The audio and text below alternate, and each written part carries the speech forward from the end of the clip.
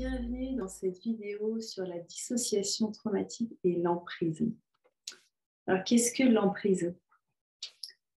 L'emprise, une personne est sous emprise lorsqu'elle perd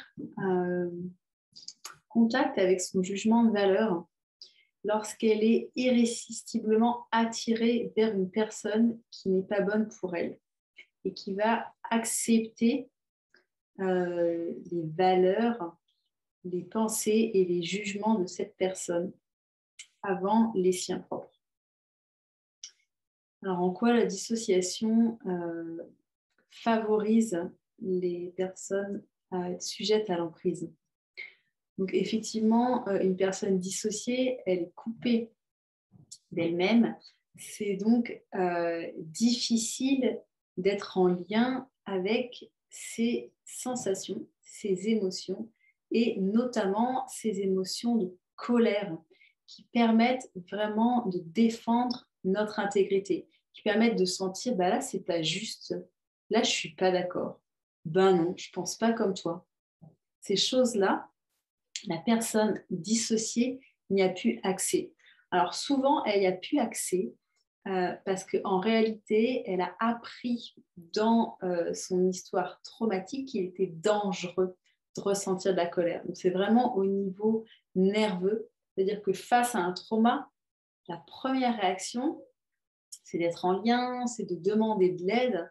Quand ce n'est pas possible, la deuxième réaction, ça va être la colère ou la fuite, ça va être je me défends. Et si ça, ce n'est pas possible de réagir, de se défendre dans une situation, à ce moment-là, la personne va dissocier, vraiment se couper, se figer d'elle-même, de la situation. Et pour pour sortir en fait de la dissociation, du trauma, pour retrouver un état d'équilibre nerveux, il va falloir pour la personne repasser de son état figé par l'état de sentir l'énergie dans son corps, l'énergie d'affirmation, et ensuite de cette énergie d'affirmation, il y a des personnes qui chroniquement restent là dans le non, dans la révolte, dans le c'est pas possible, etc.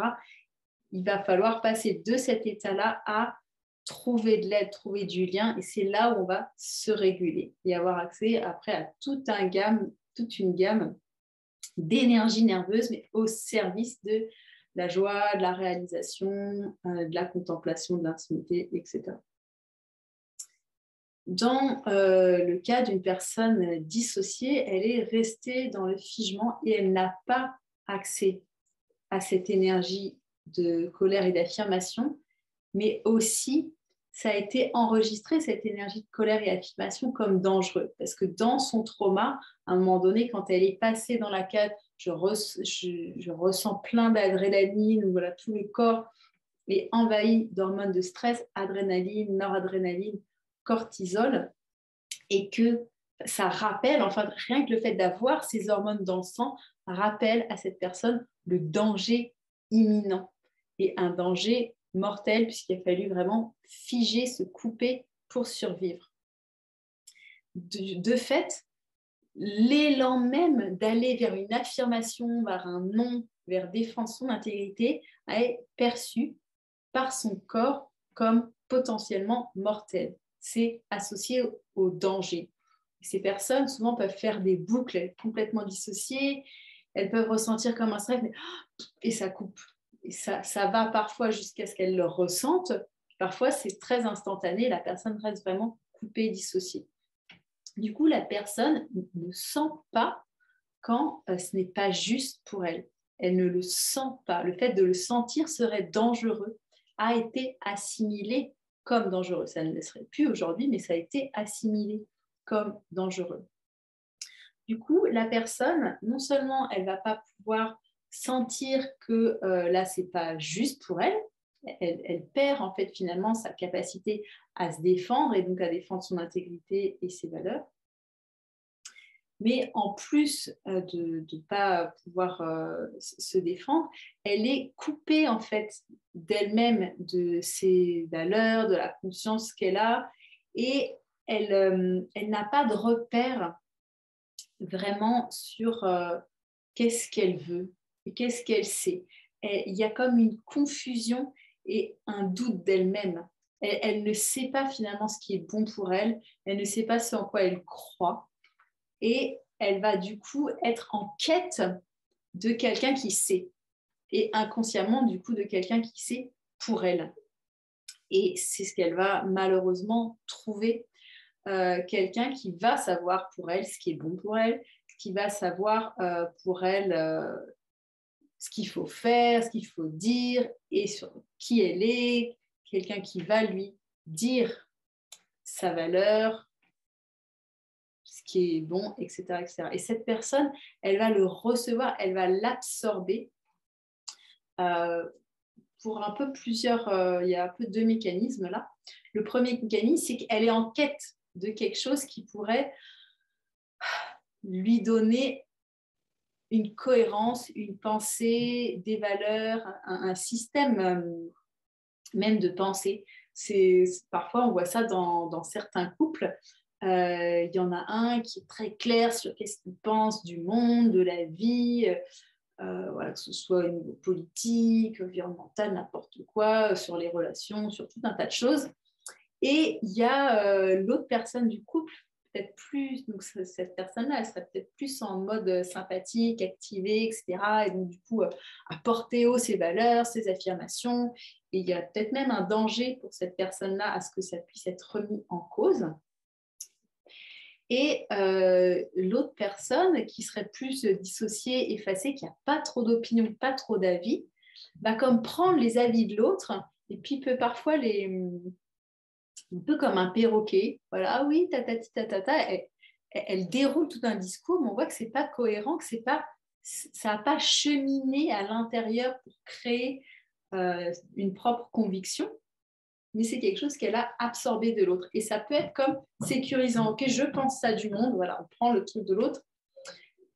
Ça peut fonctionner, entre guillemets, comme des béquilles, mais ça peut être très, très délétère si la personne qui a les valeurs, etc., va utiliser la dissociation de l'autre pour dominer, manipuler et diminuer la personne qui va être sous emprise. Dans le premier cas, il y a aussi une emprise et elle peut être plus ou moins toxique.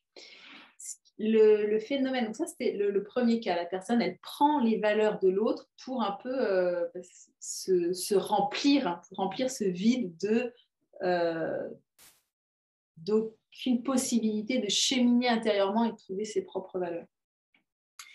L'autre façon de capter en fait les pensées, les valeurs de l'autre, d'une personne qui mettrait sous emprise, c'est réellement lors d'un événement traumatique ou d'une relation traumatique. C'est ce qui se passe vraiment dans une relation sous emprise à long terme, notamment c'est ce qu'on voit beaucoup dans les couples de femmes battues, où il y a aussi des hommes, ça existe, qui sont sous emprise et qui subissent vraiment la violence de leur compagne.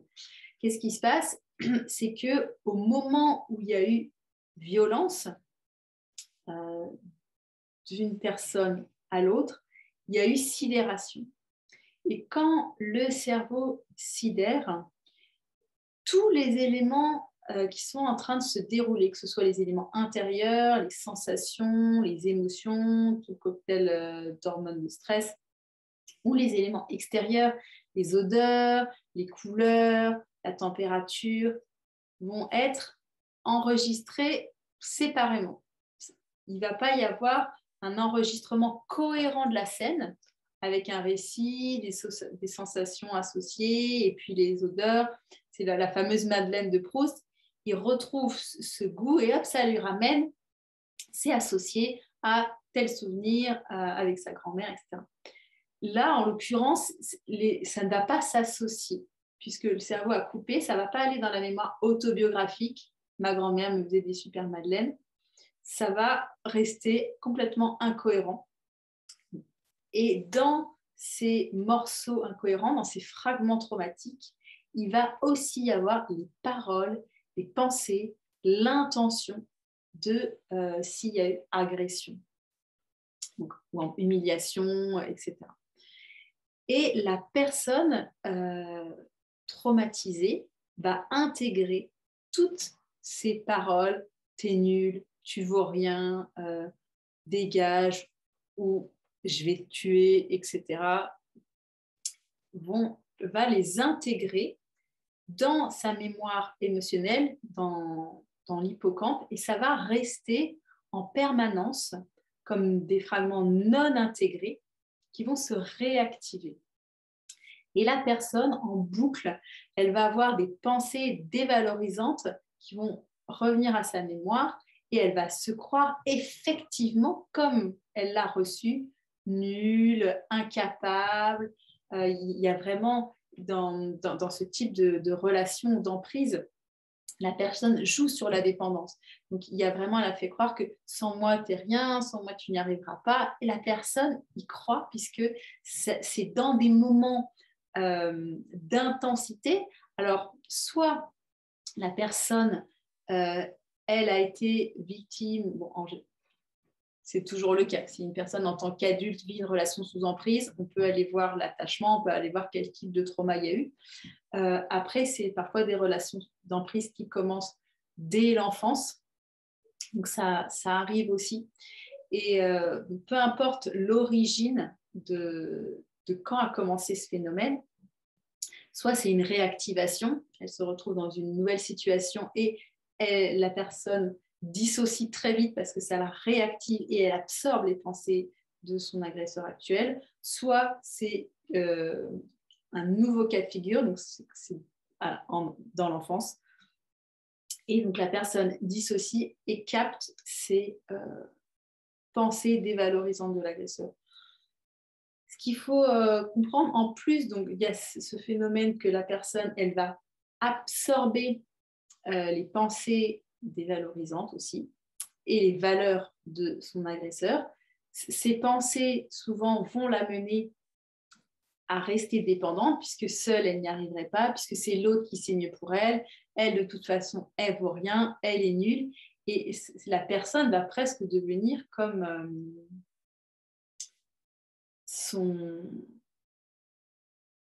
sa survie, en fait. Et ce qui se passe, et ça c'est aussi vraiment important à comprendre dans le phénomène d'emprise, c'est comment la personne sous emprise dissocie en présence de son agresseur. Et le fait qu'elle dissocie en présence de son agresseur, elle peut l'associer à de l'apaisement, parce qu'elle va avoir, si elle dissocie fort, des hormones anesthésiantes. Et sur le coup, ça va l'apaiser.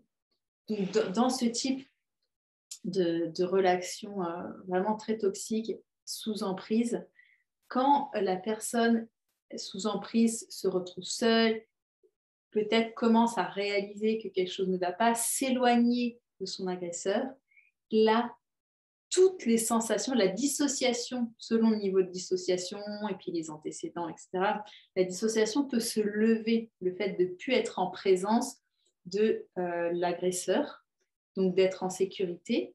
La dissociation se lève et là, toutes les sensations terribles remontent avec aussi toute cette mémoire traumatique de je ne vaux rien, je suis nulle, c'est l'autre qui sait, fait que la personne va être énormément confuse et douter d'elle-même. Est-ce que réellement je suis mieux sans cette personne? Et elle va retourner auprès de son agresseur qui instantanément va redéclencher le trauma chez la personne sous emprise, qui va dissocier et s'apaiser. Et ça va renforcer la croyance que c'est elle le problème, puisque en présence de l'autre, elle s'apaise, l'autre sait mieux, etc. Donc c'est très, très délicat comme situation. C'est vraiment très difficile de pouvoir...